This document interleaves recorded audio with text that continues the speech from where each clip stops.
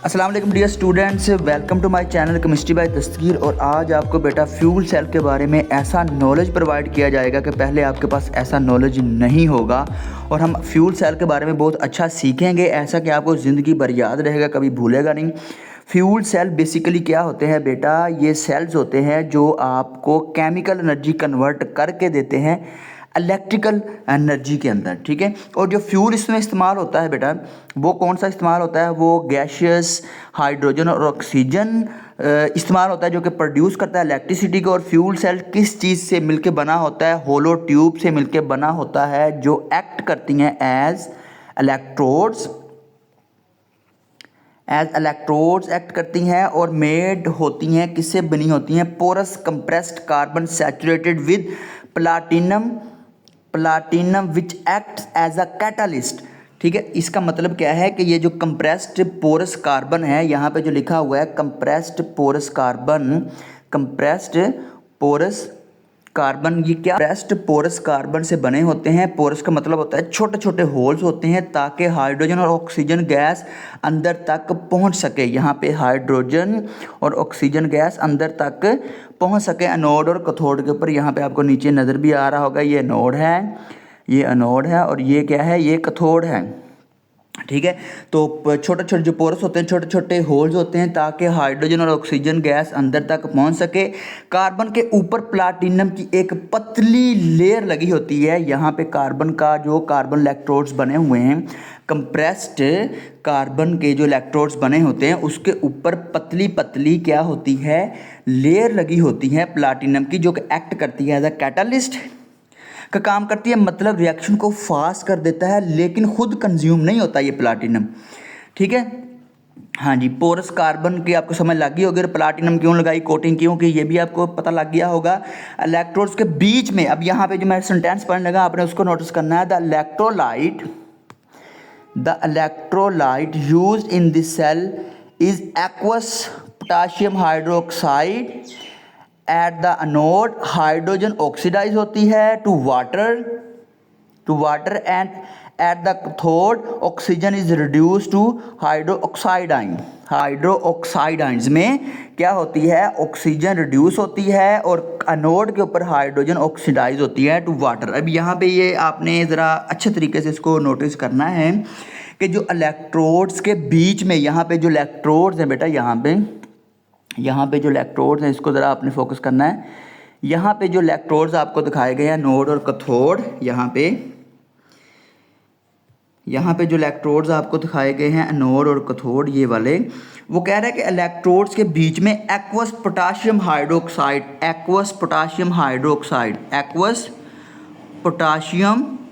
Hydroxide जो है वो उसका सोल्यूशन होता है। एक्वस आपको पता है, एक्वस मतलब पानी में घुला हुआ, ठीक है। तो KH सोल्यूशन आयंस को मूव करने में मदद करता है, ठीक है, हेल्प करता है, जिससे करंट कंप्लीट होता है। यहाँ पे आपको सर्किट भी नज़र आ रहा होगा, यहाँ पे बेटा आपको सर्किट भी नज़र आ रहा होगा। इलेक्ट्रॉन का फ्लो जो होता है, इलेक्ट्रॉन का जो फ्लो होता है, उसका आपको पता चल रहा होगा, ठीक है ना।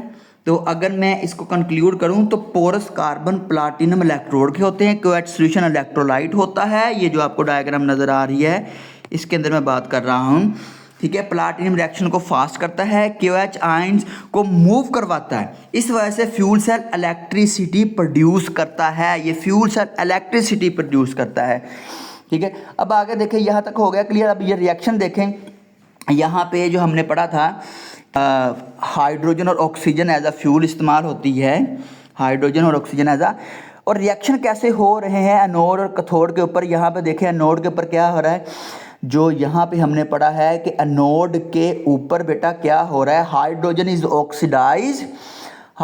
Oxidise to water. ये रिएक्शन पढ़ा ना यहाँ पे, एनोड के ऊपर hydrogen is oxidise to water. And पहले हम एनोड के ऊपर देख लेते हैं, नीचे ही बिल्कुल। तो देखिए, ये हाइड्रोजन है, ये हाइड्रोजन। अब देखना, एक H होगा ना, एक पॉजिटिव H का होगा यहाँ पे, और एक OH होगा, हाइड्रोक्साइड आयन होगा। तो आपको पता क्या होगा, H2O मिलेगा, आपको H2O मिलेगा ना। अगर एक हाइड्रोजन होगा, यहाँ पे इसको रिमूव करते हैं, अगर एक हाइड्रोजन होगा और एक OH नेगेटिव होगा, हाइड्रोक्साइड आयन होगा, तो वाटर का आपको एक H2O मिलेगा, ठीक है। लेकिन अगर ये दो होंगे, ऐसे दो होंगे यहाँ पे, लेकिन अगर ये ऐसे करके दो होंगे बेटा, यहाँ पे दो होंगे, तो वाटर के मालिक्यूल भी आपको दो मिलेंगे, और ये जो H2 है 2 इलेक्ट्रॉन भी निकालेगा। यहाँ पे ये रिएक्शन की आपको समझ लग गई होगी, ठीक है, और 2 इलेक्ट्रॉन भी निकालेगा। अब देखें वो कह रहा है कि at the cathode oxygen is reduced, at the cathode oxygen is reduced to form hydroxide ion. अब देखिए कैथोड के ऊपर, यहाँ पे कैथोड के ऊपर जो रिएक्शन होने वाला है, मैं आपको डायग्राम भी दिखाया था। कैथोड के ऊपर जो रिएक्शन होने वाला है, आपको डायग्राम नजर आ रही होगी। कैथोड के ऊपर जो रिएक्शन होने वाला है बेटा, हाइड्रोजन किस तरह से हाइड्रोजन आयंस बने, ये भी आपने नोटिस कर लिया है। अब आपने कैथोड के ऊपर देखना है कि कैथोड के ऊपर यहाँ पे क्या हो रहा है कि ऑक्सीजन यहाँ से देखो इन हो रही है, इंटर हो रही है as a fuel, oxygen enter हो रही है, और क्या हो रहा है देखें, अब यहाँ से ऑक्सीजन, यहाँ पे जो 2 वाटर के मालिक्यूल भी थे और 4 इलेक्ट्रॉन भी थे, ठीक है। ये 2 इस पूरी इक्वेशन से मल्टीप्लाई हो रहा है, ये 2 इस पूरी इक्वेशन से मल्टीप्लाई हो रहा है। तो यहाँ पर देखिए ऑक्सीजन किस तरह रिड्यूस होती है। अब देखें, ये हमने ऊपर पिछले लेक्चर के अंदर भी रिएक्शन देखा था, ठीक है। ये बहुत ईजी रिएक्शन है। अब देखें यहाँ पे, अगर तो ऑक्सीजन की रिडक्शन होती है तो आपको 4 हाइड्रोक्साइड आयन मिलते हैं। इसकी डिटेल आप प्रीवियस लेक्चर में भी देख सकते हैं, यहाँ भी मैं थोड़ा सा हिंट दे देता हूँ। यहाँ पे आप ज़रा नोटिस करें, अगर 2 इलेक्ट्रॉन होंगे तो 2 OH आपको मिलेंगे, अगर 4 इलेक्ट्रॉन होंगे तो आपको 4 OH मिलेंगे, अगर 1 इलेक्ट्रॉन होगा तो आपको 1 OH मिलेगा, ठीक है। तो 4 ही OH क्यों? क्योंकि आपको पता है कि ऑक्सीजन मालिक्यूल की फॉर्म में, इसीलिए ये रिएक्शन इस तरह होगा। अब इन दोनों रिएक्शन को अगर हम सम करेंगे बेटा, जरा बहुत इजी है, इन दोनों रिएक्शन को अगर हम सम करेंगे तो देखें, अब बेटा हम इस दोनों इक्वेशन को जो एट एनोड और एट कैथोड हमने डिस्कस किया, हम उसको सम करते हैं, जमा करते हैं। तो देखिए ये 2 जो है ये सारी इक्वेशन के साथ मल्टीप्लाई हो रहा है। इसको पहले हम रेज कर लेते हैं, इसको रेज कर लेते हैं हम। तो देखो ये 2 जो है ये सारी इक्वेशन के साथ 2 मल्टीप्लाई हो रहा है। तो ये आपको पता है कि यहाँ पे जब सारी इक्वेशन के साथ मल्टीप्लाई हो जाएगा तो यहाँ पे जो हाइड्रोजन है ये 2 हो जाएंगे पीछे, और हाइड्रोक्साइड 4 हो जाएंगे, वाटर भी 4 हो जाएंगे, इलेक्ट्रॉन भी 4 हो जाएंगे, ठीक है। अब हम इसको सम करते हैं। देखें ऑक्सीजन और हाइड्रोजन तो वैसे ही आ जाएंगे नीचे, ठीक है, और 2 वाटर के जो मोल हैं वो इस वाटर के 4 मोल से कट जाएंगे, और 4 हाइड्रोक्साइड आयन इस 4 हाइड्रोक्साइड से कट जाएंगे, 4 इलेक्ट्रॉन से भी कट जाएंगे। तो यहाँ पे देखें कि 4 वाटर के मोल हैं, तो यहाँ पे 2 हैं, तो बाकी 2 बच जाएंगे यहाँ पे, ठीक है बेटा। This is clear. अब नीचे fuel cell produce electricity and water continuously provided, the reactants are continuously supplied. आपने इस चीज़ को ज़रा गौर से, मैं आपको ना ईजी वे में समझाना चाहता हूँ। They are very efficient because they convert 75% of the bond energy of fuels to electricity। इसका मतलब क्या है बेटा? इसका मतलब बहुत इजी है, आपने ज़रा गौर से इसको ज़रा समझ लेना है। इसका फ्यूल सेल जब तक हाइड्रोजन और ऑक्सीजन उसको मिलती रहेगी तब तक इलेक्ट्रिसिटी और पानी बनता रहेगा, ठीक है। अगर हाइड्रोजन या ऑक्सीजन ख़त्म हो जाएगी तो फ्यूल सेल भी काम करना छोड़ देगा, बंद कर देगा, ठीक है। Is it clear? और आपको पता है कि बेटा जो फ्यूल सेल बहुत एफिशिएंट होता है, पीछे वाली जो लाइन है, they are very efficient because they convert 75% of the bond energy, 75% of the bond energy of fuels to electricity. इसका मतलब क्या है बेटा? इसका मतलब ये है कि ये बहुत ज़्यादा एफिशिएंट क्यों होता है? क्योंकि फ्यूल हाइड्रोजन में जो एनर्जी होती है, ठीक है, जो एनर्जी होती है उसका 75% हिस्सा सीधा इलेक्ट्रिसिटी में जो है वो बदल दिया जाता है, और सिर्फ क्या होता है 25% जो एनर्जी है हीट की शक्ल में वेस्ट होती है, ठीक है। यानी कि जब तक हाइड्रोजन और ऑक्सीजन मिलते रहेंगे फ्यूल सेल कंटिन्यूसली इलेक्ट्रिसिटी और पानी बनाता रहेगा बेटा, ठीक है, और फ्यूल की 75% एनर्जी को इलेक्ट्रिसिटी में कन्वर्ट करता रहेगा, ठीक है। अब हम इसके एडवांटेजेस पढ़ लेते हैं। बहुत ही आसान इसके फ़ायदे हैं फ्यूल सेल के। The hydrogen oxygen fuel cells have a clear advantage over the traditional fossil fuels. जो फॉसिल फ्यूल्स ट्रेडिशनल आती हैं वो कौन कौन से हैं? वो हैं पेट्रोल, डीजल, जो कि गाड़ी वगैरह चलाने के लिए इस्तेमाल होते हैं, लेकिन हाइड्रोजन फ्यूल सेल ज़्यादा बेनिफिशियल साबित होता है, ठीक है। दे प्रोड्यूस जीरो एमिशन, क्यों? They produce zero emission of carbon dioxide, ठीक है। अब कार्बन डाइऑक्साइड आपको पता है पोल्यूशन काज करती है, because water is only the product. Water सिर्फ ओनली प्रोडक्ट बन रहा है, कोई आपको गैसेज जो एनवायरनमेंट को पोल्यूट कर रही है, गंदा कर रही है, वो नहीं प्रोड्यूस हो रही, वाटर प्रोड्यूस हो रहा है।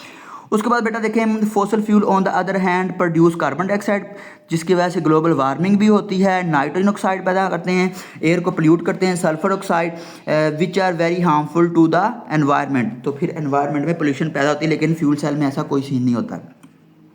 Fuel cells can convert a large proportion of chemical energy, ज़्यादातर जो है वो होती है energy present in the fuel के अंदर इनटू इलेक्ट्रिकल एनर्जी में कन्वर्ट होती है as compare to the energy conversion of the fossil fuel.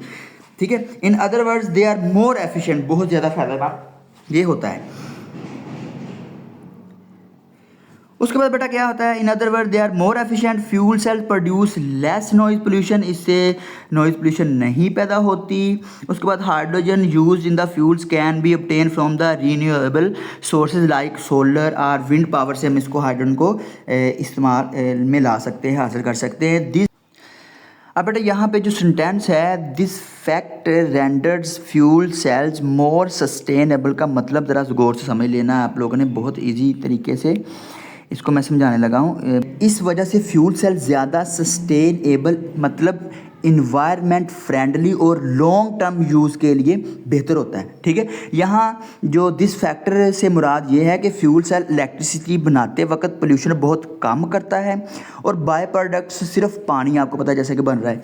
ठीक है, और सस्टेनेबल का सिंपल मतलब ये है कि इन्वायरमेंट को कम नुकसान पहुंचता है, रिसोर्सेज को बेहतर तरीके से यूज़ किया जा सकता है, लंबे अरसे तक इस्तेमाल किया जा सकता है। ठीक है, और फ्यूल सेल्स मोर सस्टेनेबल होता है क्योंकि they produce clean energy and water as the main by products causing very little pollution.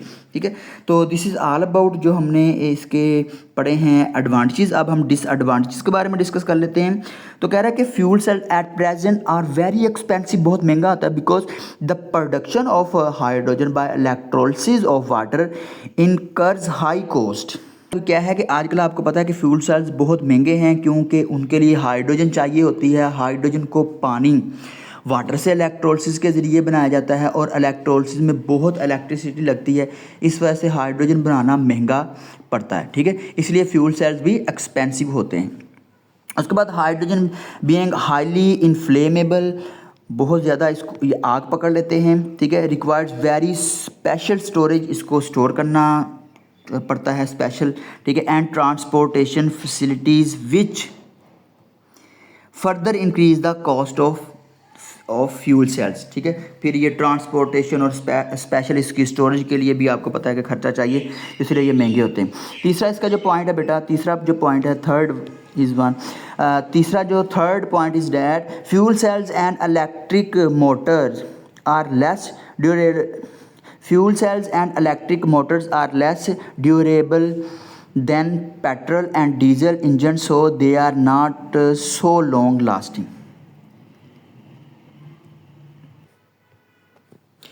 और the third point is that fuel cell and electric motor are less durable than petrol and diesels, so they are not so long lasting का मतलब fuel cells और electric motor की durability जो है वो petrol and diesel engine से बहुत कम होती है।